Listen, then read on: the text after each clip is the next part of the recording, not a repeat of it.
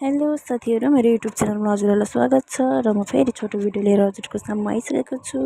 हजुरहरूले जस्ता सपोर्ट गरिदिनु होला र लाइक गरिदिनु होला, कमेन्ट गरिदिनु होला, सेयर गरेर कपी लिङ्क गरिदिनु होला हैन, सब्स्क्राइब गरिदिनु होला साथीहरू।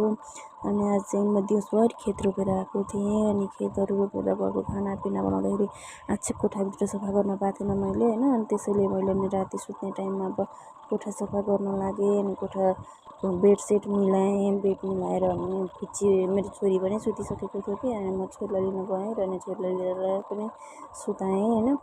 सुताएपछि अब नानी बाबुहरूको पनि अब खेतै रोप्ने भएर होला, केयर गर्न पनि पाएको छैन।